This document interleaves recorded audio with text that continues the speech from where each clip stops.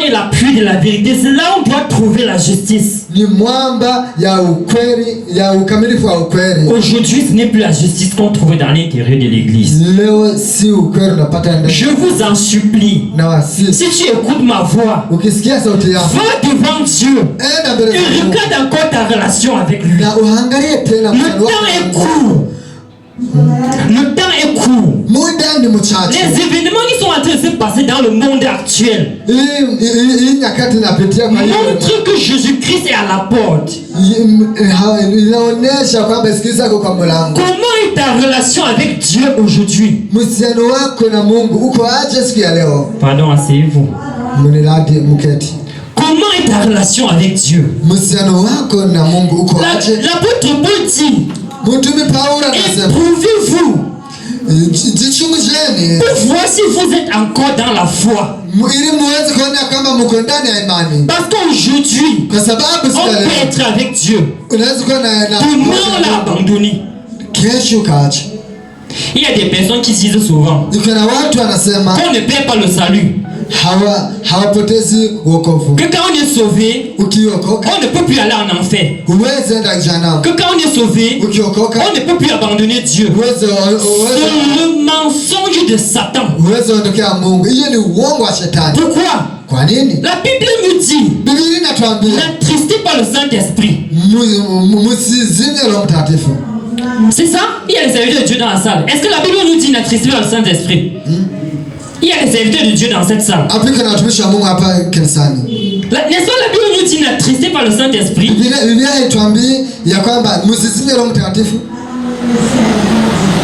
Avec quoi on attriste le Saint-Esprit?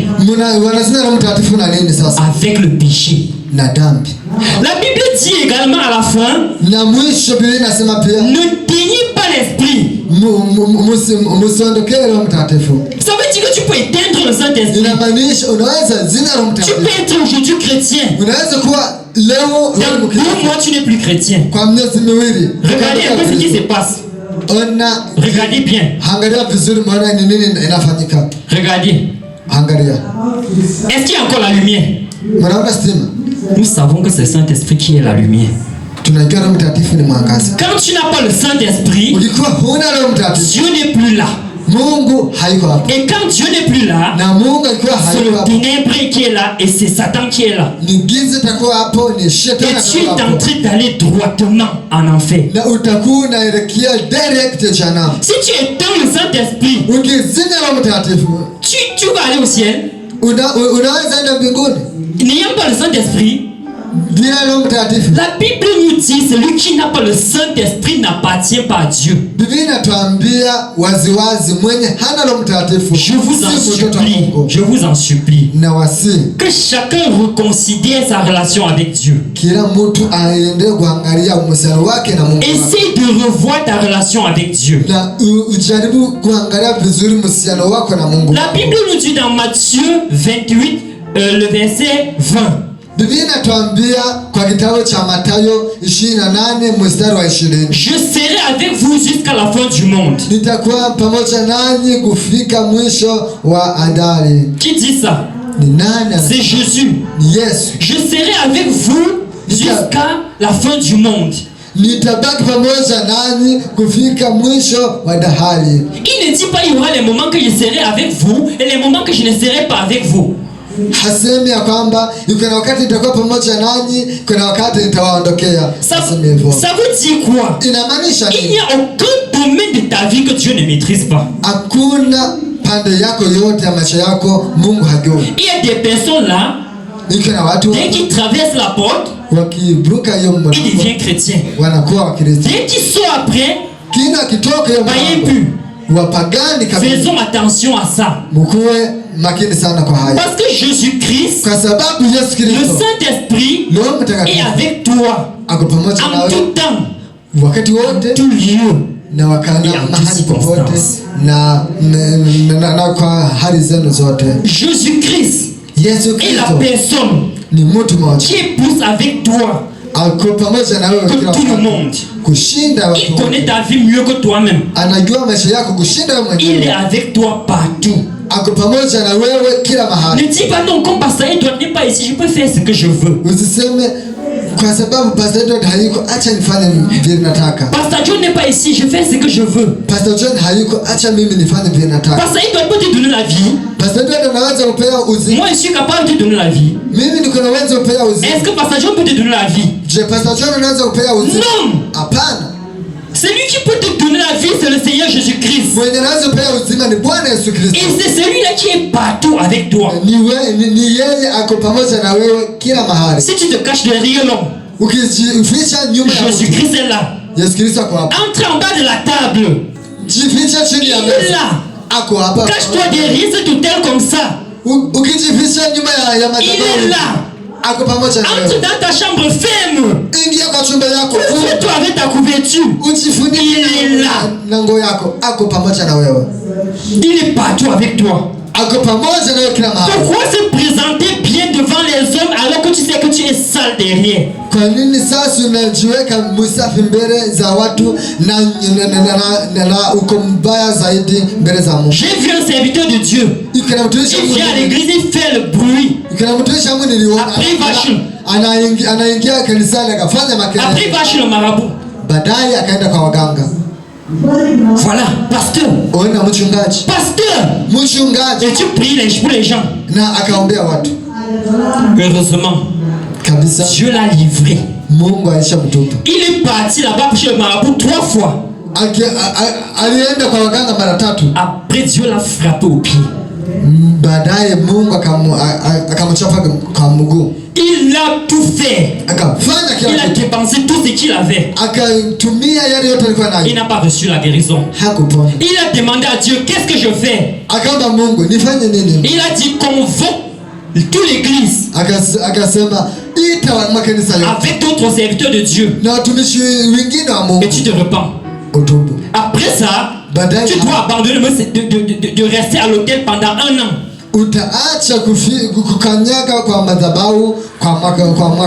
Il a fait ça. Au fur et à mesure qu'il était en train de se repentir, le pied était en train de guérir au même moment. Il est venu avec la béquille. Quand il a fini de se repentir, il pouvait sauter, tout est fini.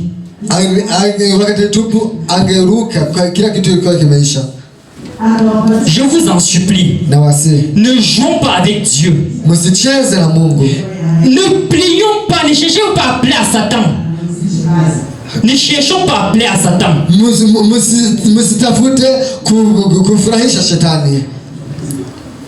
Que Dieu nous aide. Cherchez à bâtir une bonne relation avec votre Dieu. Je ne veux pas que tu aies une bonne relation avec moi. Ça ne te servira à rien. Et une bonne relation avec Dieu. Je sais que tu as une bonne relation avec Dieu.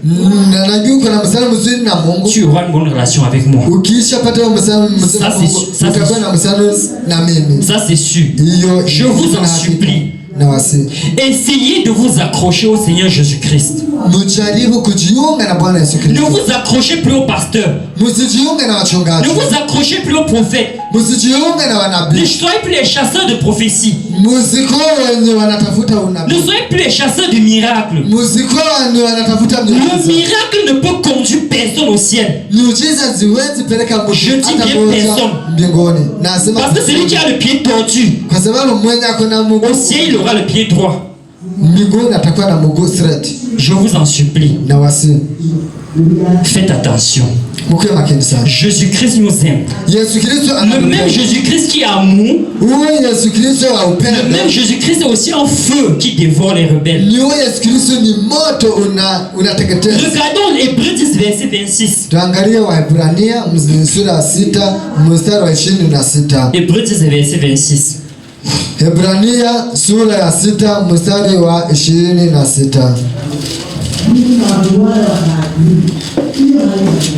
Tu peux le lire en Kiswahili. Tunaweza soma kwa Kiswahili.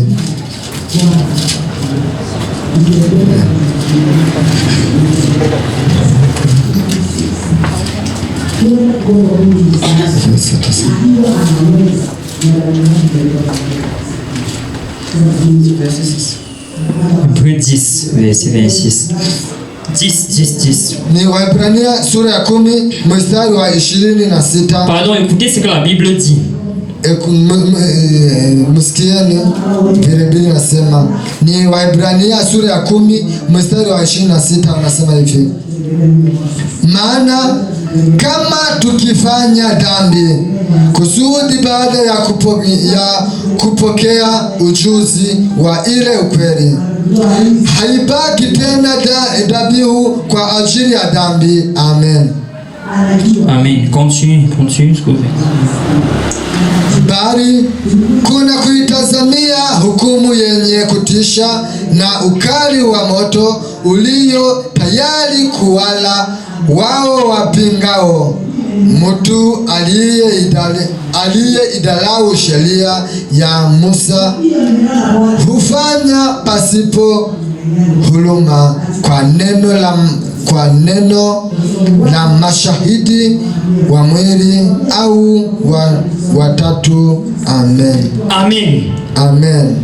Vous comprenez ce que la Bible est en train de dire? Mnasikia vile neno inasema. Il ne reste plus le sacrifice pour le pécheur. Hakuna tena dhabihu kwa mtenda dhambi. Jésus-Christ est mort déjà sur la croix. Yesu Kristo alikufa kwa msalaba kwa sababu il n'y a plus un autre sacrifice qui peut te sauver. Hakuna kafara nyingine inaweza. Ça n'existe plus. Ili kuokoa. Ça veut dire tous ceux qui ne croient pas au sacrifice de Jésus inamaanisha wale wote hawaamini Bwana Yesu Kristo sont perdus pour toujours. Wote wamepotea. La seule chose qui les attend, kitu kimoja kinaongoza, c'est la force d'un feu qui brûlera les rebelles. Ni nguvu za moto itakuja kuteketeza wale wabaya. Le lac de feu est vrai. Ziwa ya moto ni ukweli. Le lac de feu est vrai. Ziwa ya moto ni ukweli. Ce n'est pas ce que la Bible a dit pour faire peur aux gens. Si maandiko ya Biblia imeandikwa ili watu wawe na uoga. Ça existe vraiment. Inakuanga kabisa. Ça existe, l'enfer est vrai. Kiaramu iko tena ni ukweli. Et le paradis aussi vrai. Na paradiso ni ukweli na tena iko. Ça veut dire, si tu ne prends pas le sacrifice de Jésus-Christ au sérieux, la Bible dit qu'il n'y a plus un autre sacrifice pour toi qui peut te sauver. Il y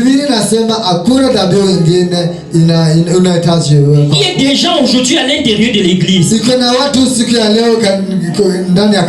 que c'est deux côtés. Un autre côté blanc, un autre noir. L'œil du Saint-Esprit est sur toi. L'œil du Seigneur Jésus-Christ est sur toi. Il voit ce que tu fais. Je te conseille à ne pas résister. Si tu sais qu'il y a encore un domaine de ta vie qui ne glorifie pas Dieu, va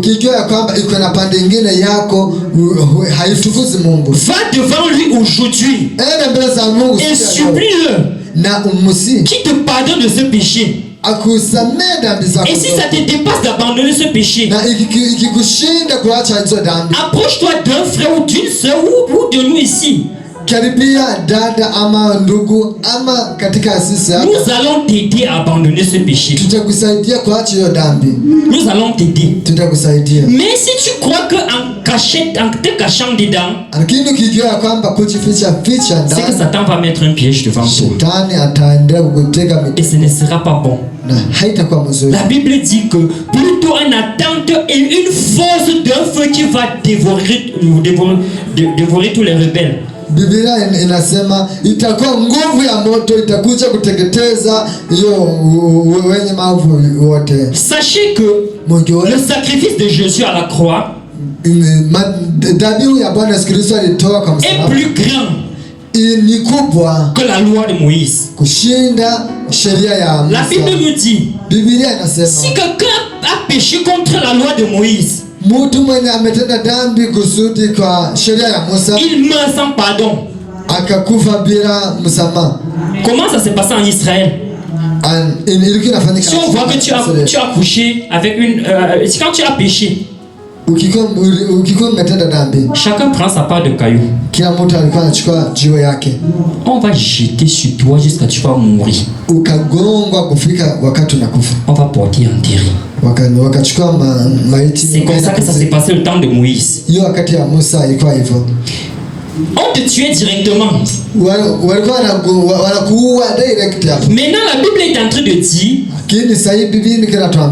à plus forte raison, celui-là qui aura tenu pour profane le sang de l'agneau, le sang de Jésus qui sera versé pour lui.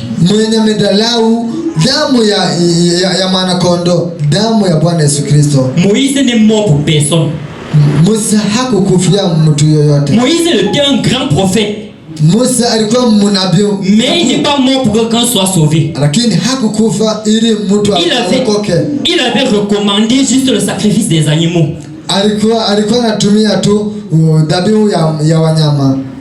Mais Jésus, il a porté la couronne d'épines. Il a porté une couronne sur sa tête qui avait les épines.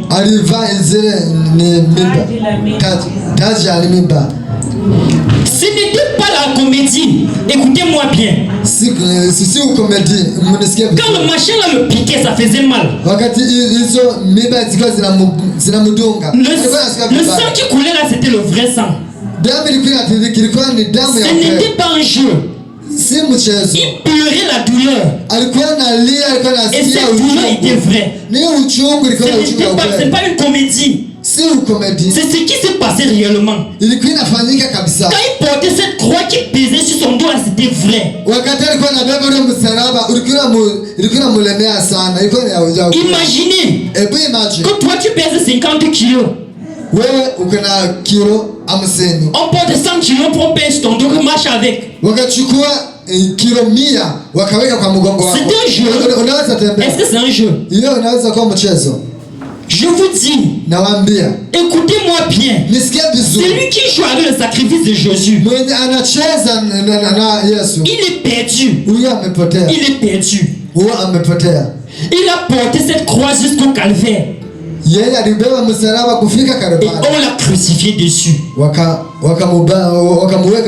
C'était la réelle douleur. Quand on mettait le marteau sur le clou, boum, ça faisait réellement mal.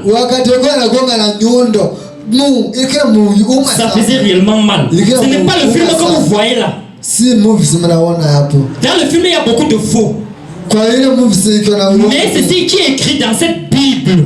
C'est la vérité. C'est la vérité. Aujourd'hui, beaucoup jouent avec le sacrifice de Jésus. Mais imaginez Joseph, que tu as un seul enfant et tu vois quelqu'un qui a beaucoup d'enfants et tu vois quelqu'un qui a son enfant qui est en prison.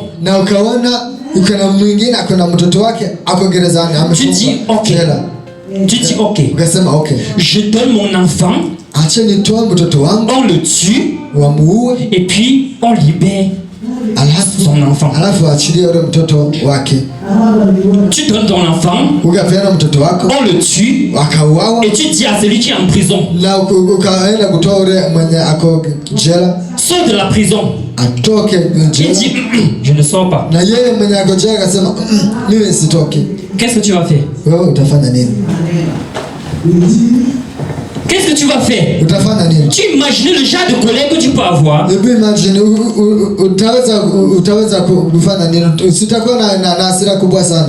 C'est pour ça que le jugement, ce ne sera pas un jeu. Regardons Apocalypse.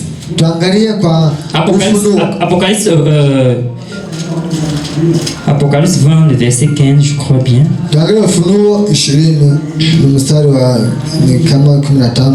Regardons ce qui est écrit. Lis le verset 15. Lis du verset 13 à 15.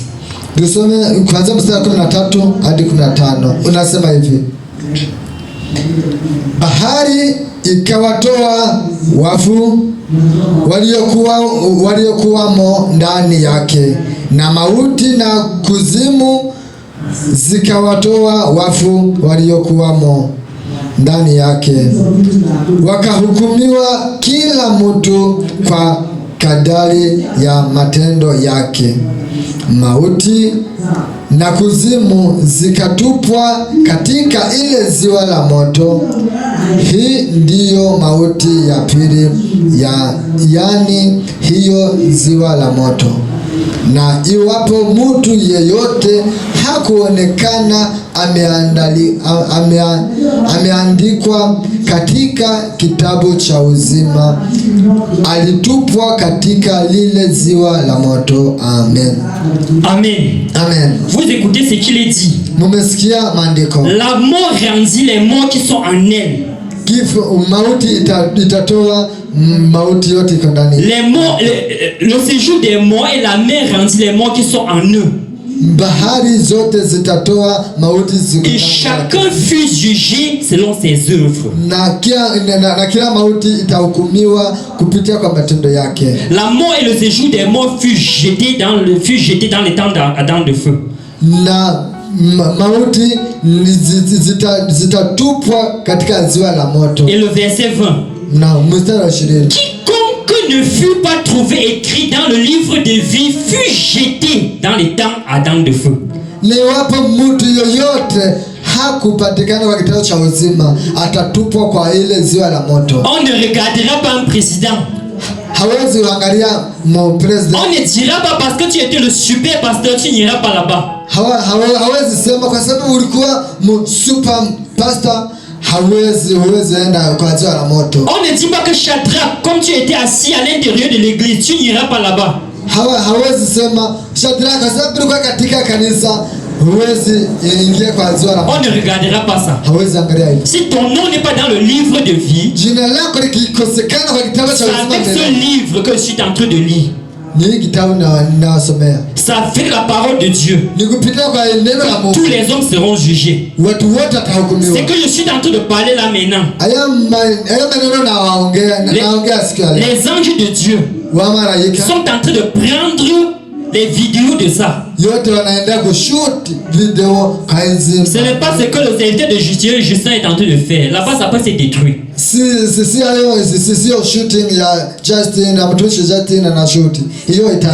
Les autres vidéos que les anges sont en train de prendre sont éternelles. Personne ne peut effacer ça. Il n'y a pas un serveur qu'on met dedans. Joseph, c'est le spirituel. C'est le spirituel. Ça veut dire personne ne peut voler ça. Je vous dis, je reviens sur ce que j'étais en train de dire. La douleur que Jésus-Christ ressentait à la croix, c'était vrai jusqu'à la mort. Il a même prié le Père avant qu'on l'arrête. S'il est possible, éloigne de moi cette coupe. S'il est possible, Jésus-Christ était Dieu. Imaginez Dieu pleurer parce qu'il voit ce qui arrive, c'est trop dur pour lui. Et Dieu a dit, il est resté bouche, il a fermé la bouche. Dieu a fermé la bouche. Après on est venu l'arrêter. Commence à le taper, le déshabiller devant les hommes. Le fer qu'on tapait en Israël, c'était le fer. Donc quand on tape là, ça met les blessures. Jusqu'à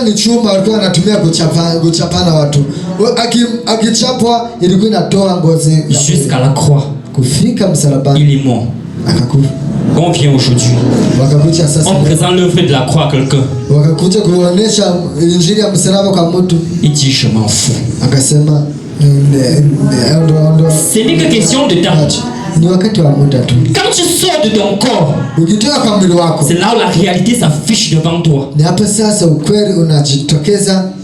Je vous avais dit, je n'avais pas accepté de prêcher l'évangile. Mais quand Dieu m'avait révélé la mort, j'ai compris qu'ici là, tout ce que je suis, je dois mettre à côté. Et je dois me confier pour prêcher l'évangile de Christ. Et Jésus a dit, celui qui croira et qui sera baptisé sera sauvé.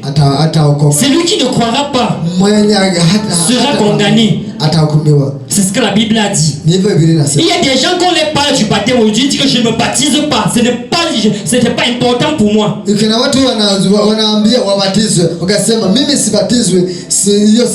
Faites attention. Faites très attention. Je vous dis, le plus tôt possible, rassure-toi que tu es avec le Seigneur en bonne relation avec Dieu. Et Shadrach, tu comprends ce que je dis? Est-ce que tu comprends ce que je dis? Il y aura des moments que ça sera tard. Et Joseph, les jours viendront que sera tard. Je ne suis pas en train de jouer là. Il y aura des moments que tu vas vouloir faire ce qu'on t'a dit de faire, depuis il sera tard. Ce sera les pleurs, les graissements dedans. Direction enfer. L'enfer, c'est quelque chose qu'il ne faut même pas aimer, rêver et voir. Il ne faut pas aimer, rêver et voir. Si vous reconnaissez que Jésus-Christ est mort sur la croix pour vous, pourquoi résister à tout ce qu'il vous dit de faire? Hier nous étions dans les eaux du baptême. Et les gens ont été baptisés, les gens sont baptisés. Vous avez vu la vidéo entre le 31, vous avez vu la vidéo que nous avons fait pendant cette année. C'est combien de personnes? Qui a pu compter?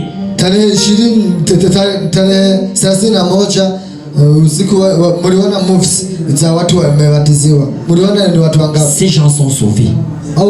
Il y a des voleurs qui se sont sauvés. Dieu ne jugera pas les hommes à base de ce qu'ils ont fait, à base du bien qu'ils ont fait.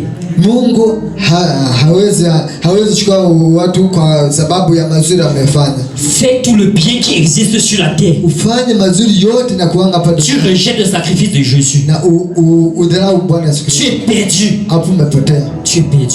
Hapo umepotea. L'homme n'est pas sauvé par ses œuvres. Mtu hakuokolewa kwa sababu ya matendo. Mais par la grâce. Celui qui a acheté tous les appareils là qu'il a dépensé, il est déjà prêt à 100, peut-être 115 000 Kenya shillings.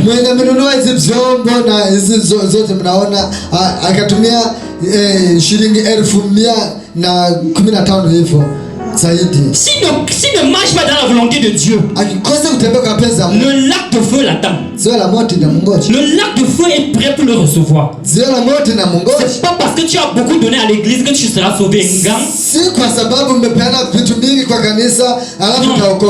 pas parce que tu as prié pour les gens, ils ont été guéris que tu iras au ciel. Non. Ce n'est même pas parler comme je suis en train de parler qui fera que j'entre au ciel. Non.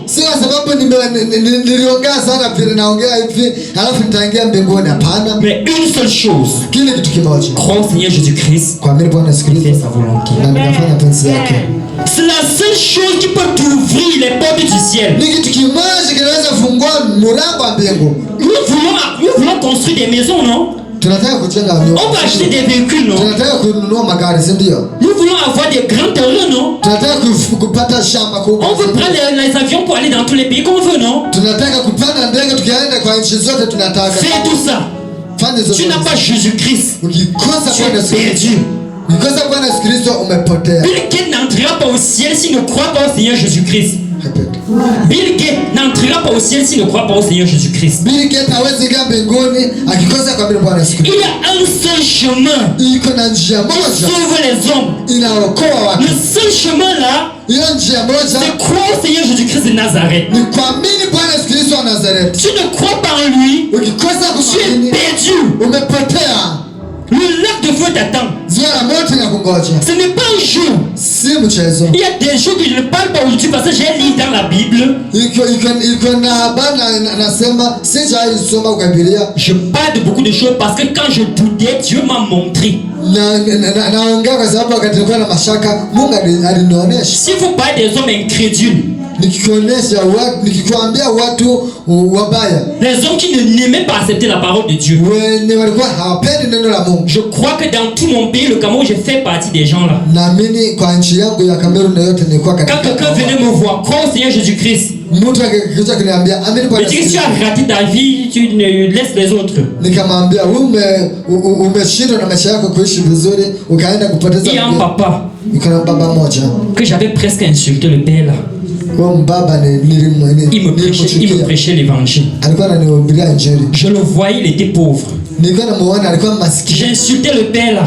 Mimi nikamchukia. Je le manquais le respect. Nikakosa heshima. Parce que je voyais que j'étais bien habillé. Kwa sababu nikiona J'avais un gros téléphone. nilikuwa na simu kubwa. Je roulais dans une voiture. Nilikuwa naendesha gari mzuri. J'avais une maison. Nilikuwa na nyumba. Je le voyais, il n'avait rien. Nikamuona. Je l'insultais. Nikamchukia. Parce qu'il prêchait l'évangile. Kwa sababu alikuwa anahubiri injili. Aujourd'hui, peut-être le père là est déjà mort. Sinon, j'aimerais le voir et me mettre à genoux par terre devant lui et lui demander pardon en pleurant. Parce que ce que j'avais fait, c'était méchant. Mais quand moi j'ai cru au Seigneur Jésus-Christ, il m'a montré. Je ne croyais pas que l'enfer existait. Dieu m'a fait voir. Je pensais que quand l'homme est mort, c'est fini. J'ai été mort pendant presque 1 heure. Peut-être beaucoup de personnes ne connaissent pas mon témoignage.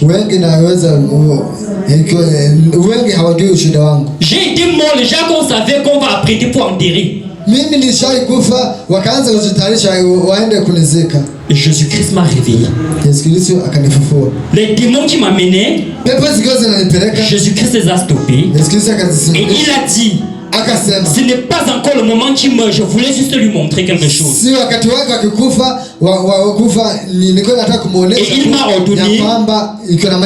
il m'a ordonné, retourne dans ton corps. Je me suis réveillé sur le lit. Les gens étaient étonnés. C'est pour ça que vous me voyez aujourd'hui en train de prêcher l'évangile. Si vous dites que la Bible ici, c'est le livre des blancs, la chose que je suis en train de vous dire, c'est pas pour le blanc.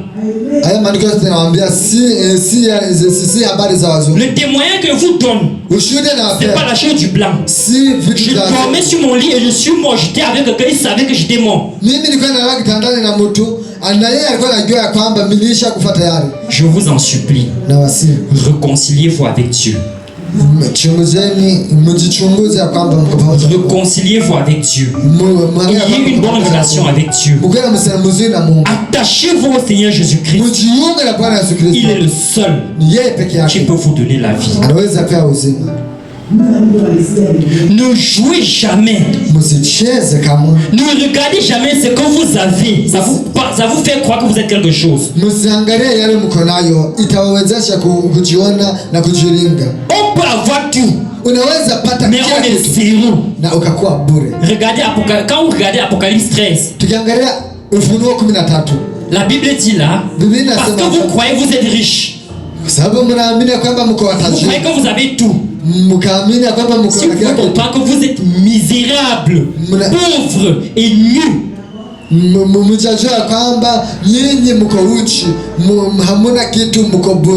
le seul qui revêtit, le seul qui vêtit, c'est le Seigneur Jésus-Christ. Quand vous regardez Luc 16, le jeune riche, le riche, il avait tout. Il était petit comme Uhuru Kenyatta. Alors que le pauvre, il dormait dehors, devant sa porte. Les chiens venaient lécher ses blessures. C'est le reste de la nourriture du chien que lui mangeait. Quand les deux sont morts, le pauvre a été retiré au paradis. Le riche est descendu droitement en enfer. Quand le riche a levé sa tête, il a vu le pauvre avec Abraham. ako kwa mikono la Abraham. Il a dit Abraham, Père Abraham.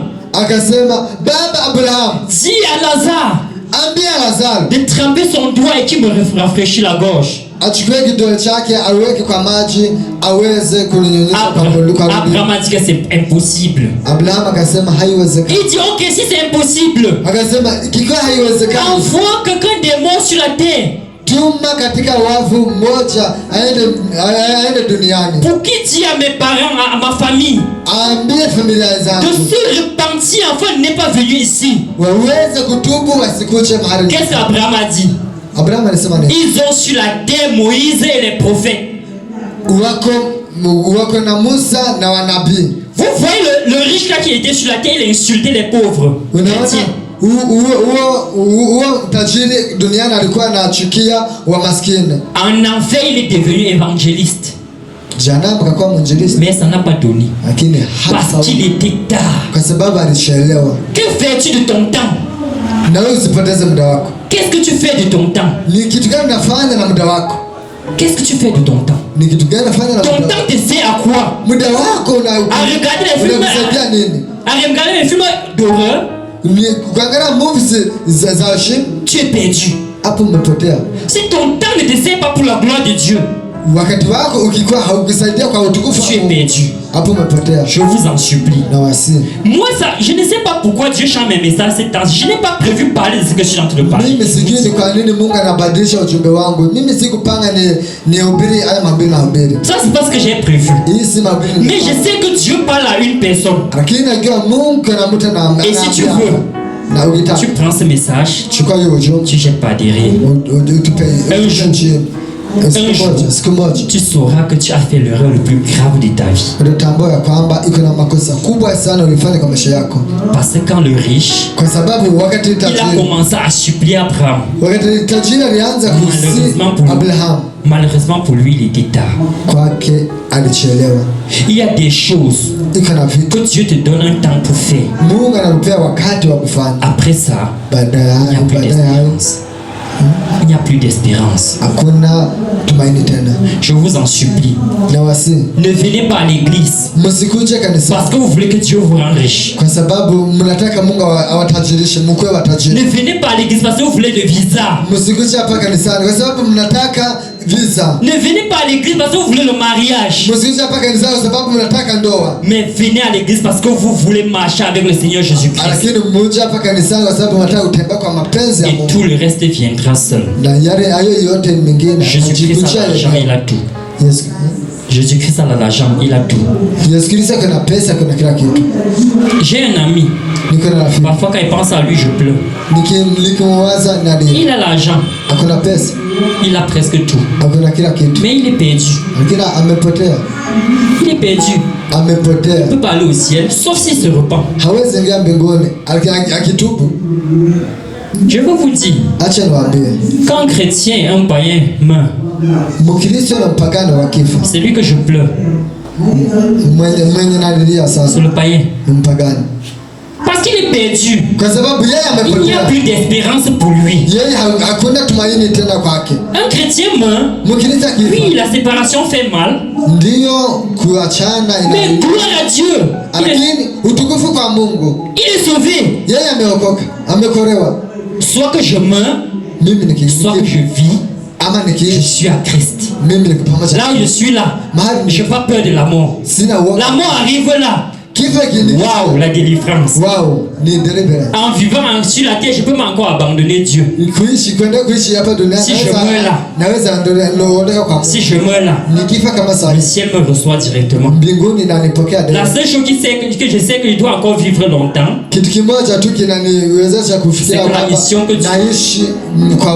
que la mission que Dieu m'a donnée, ce n'est pas encore terminé. Que Dieu vous aide à pouvoir vous attacher à lui, à pouvoir le craindre et avoir une bonne relation avec lui, parce qu'il est le seul qui peut te donner la vie. Que le Seigneur vous bénisse.